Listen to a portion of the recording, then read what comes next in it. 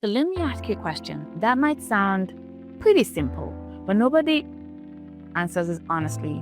You might be wondering, what is she talking about? Okay, how much is enough? Not your goals, not your dreams, not your one day number. We all have that dreamy number. I'm talking right now. At what point would you say, you know what? I've had enough. You know what? I have enough. Because most people, that number doesn't even exist. You don't even think about it. You're just moving. That number keeps moving. You keep moving the goalpost. You achieve this thing and then you're on to the next. And maybe that's a little bit of fair game because we live in this world, right? But before we move forward, if you're new here, welcome. We love to have you. My name is Josiah. I'm a Harvard trained ex Wall Street professional helping real people take control of their numbers. I love talking about money, and if that's your jam, well, you are welcome to the right place. Now, let's jump right in. Why is money always a moving target?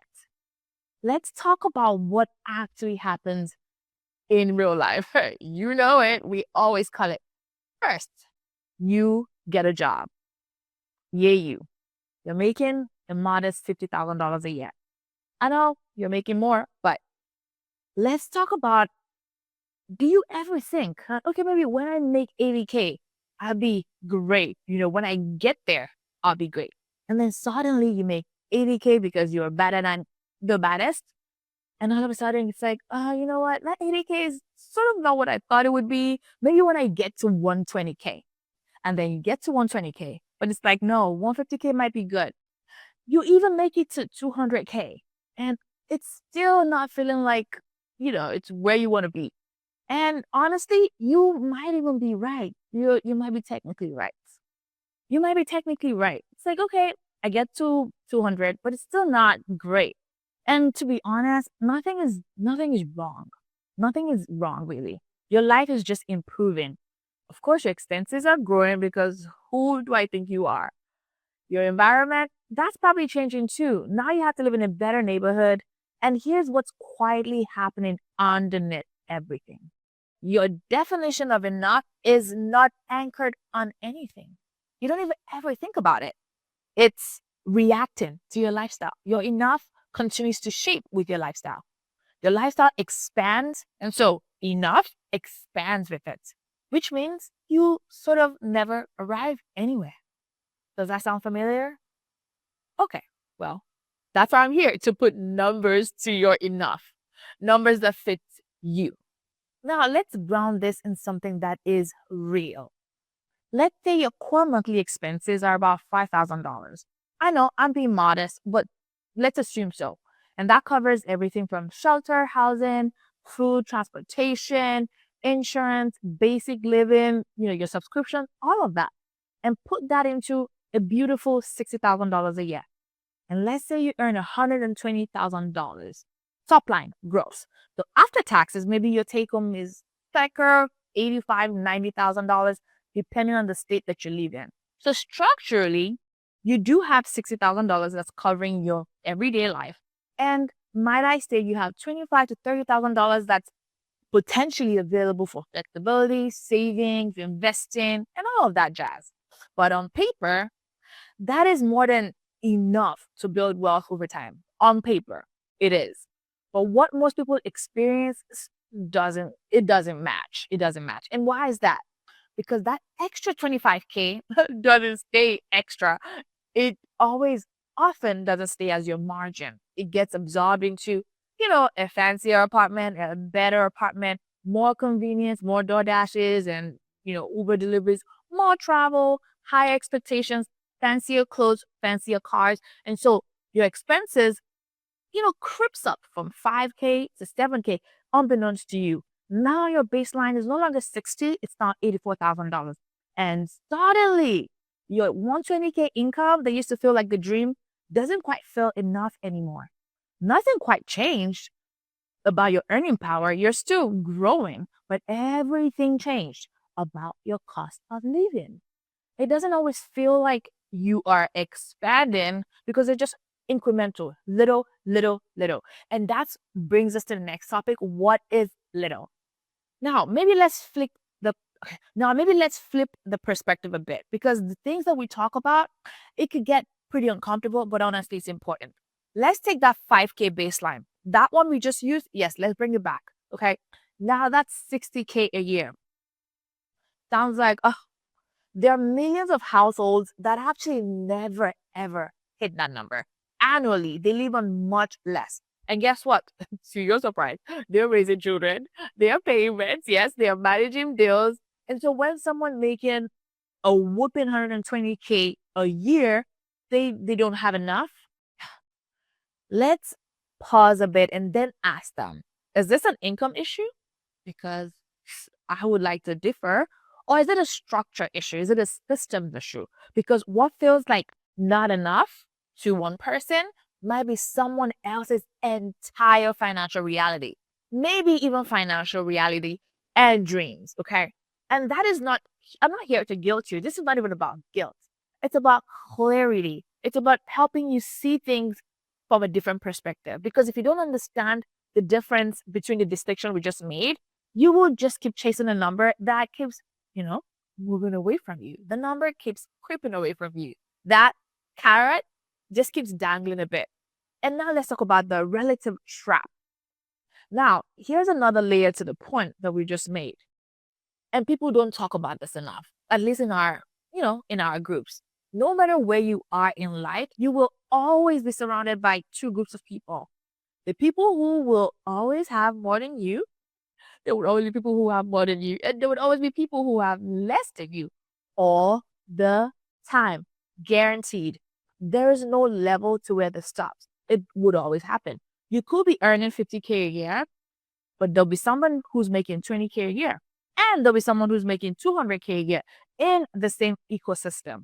You could be earning 200K a year because you are better than a boss. But there would also be someone who's struggling, if you will, at 60K a year, and there'll be someone who's clearing and bagging $1 million a year.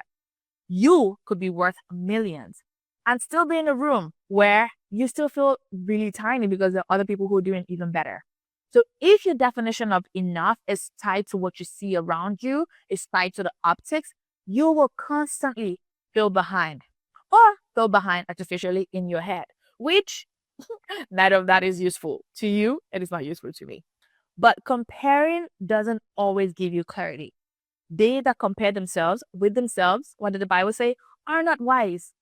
That don't take time to and the thing is, your brain tricks you into comparing yourself. That it's like a natural thing that your brain would do, but take your time to step away from that, to guard your heart against that comparison. It really is it really, okay, scratch that. It really is a thief of joy.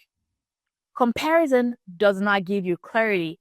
It gives you, simply put, distortion. Mhm.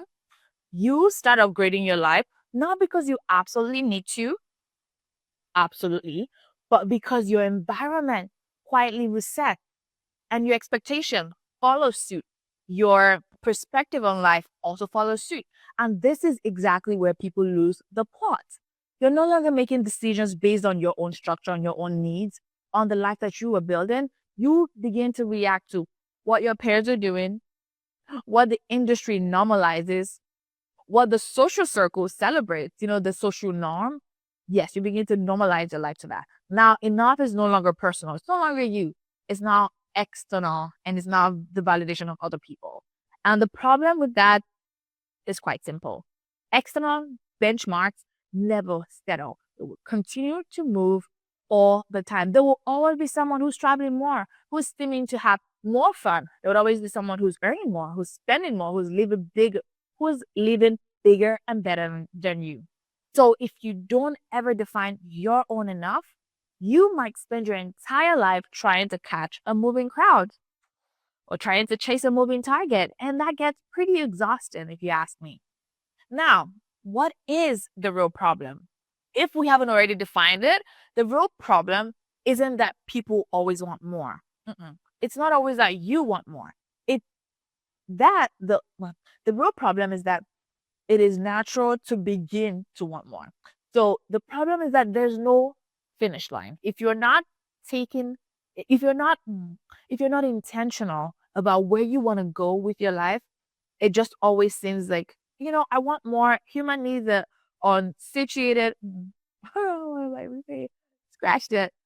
Um, Human needs are bottomless. And so you would naturally want more, especially when your social circle begins to command that evolution and that expansion, if you will. There will be no number where you say, if I can cover my life at this point, if I can invest consistently at this point and still have some margin for error, this would be enough for me for right now, for this phase. No, instead you say, everything is fluid, I'll move, I will adjust to life and we'll freestyle it. And then your spending expands without friction, without limits. Your expectations begin to rise automatically. The definition of success begins to become more comparison based. And now you're no longer building wealth. You really never were building wealth. You're just now maintaining a lifestyle that keeps getting more and more expensive, unbeknownst to you. You just start adapting and adjusting to the social norms that you're not even thinking about. So now let's define what is enough. What does enough actually look like for me in my own life? And let's make it practical, shall we? At a basic level, enough should answer these three things. And number one, can I comfortably cover the core living expenses of my life and my dependents?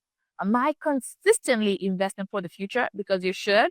And do I have enough margin for enjoyment, for flexibility, for my life, for peace of mind? And let's put numbers to that. If your expenses are about $5,000 a month, 60K a year should cover your life. No questions asked. And if you're investing, even if you're investing a modest $1,000 a month, that's an additional 12K a year. And at an average 7% returns, modest returns of the market, that's about 70K in 5 years, 150K in about 10 years. And what you realize is that it actually keeps compounding. So now you're living your life, your best life, might I add. You're building assets, you're maintaining flexibility, and that is a version of enough. It's not perfect. It's not your dreamy dream. It's not even extravagant, but it is structurally sound. It is a good foundation. And most importantly, it is defined. It is defined. You have a number. And the reason why this matters, you might be wondering, is because if you don't define your enough, if you don't define this is where I'm going or this is where at least I want to be, you will always feel behind. You will always feel like you're chasing something when objectively you actually are progressing. And even when your income is increasing, you might want to increase your expenses with it. Even when your life is improving, you might not feel as though it is because you're always measuring your progress against a moving, undefined target. And that's a race that you can't win because you're not the one setting the end goal. So you are chasing something that might as well never even have an end in sight. And so if you're not careful, you'll spend years and years chasing more and more without ever stopping to woosah and think and define what enough is even supposed to be. So let me leave you with this. What you call not enough today might actually be enough if your structure matched your reality, if your system matched the life that you are living and want to live. And even if you feel like it's a bit little or you would like more, you want to make sure that you're not living in someone else's financial world. Not because I want to guilt you or not to guilt you at all, but to ground you, to ground you. Because once you define what your enough actually means for you, for your life, you will stop chasing any moving target endlessly without an endpoint. And you will start building your life intentionally. And that's what I want for you. I want you to build intentionally. I want you to build towards a North Star. I want you to define what a solid financial life might be for you, for you. And actually, I'm curious to hear, have you ever thought to bring everything together and think, what is enough for me? If I make X amount of money a year, would have been enough for me? Have you ever thought to sit down and calculate how much you need to live your best life? Maybe even adding your vacation numbers, adding everything that you might want, and think about it. It's like, okay, maybe not 5K, maybe, 10K would be my dreamy number.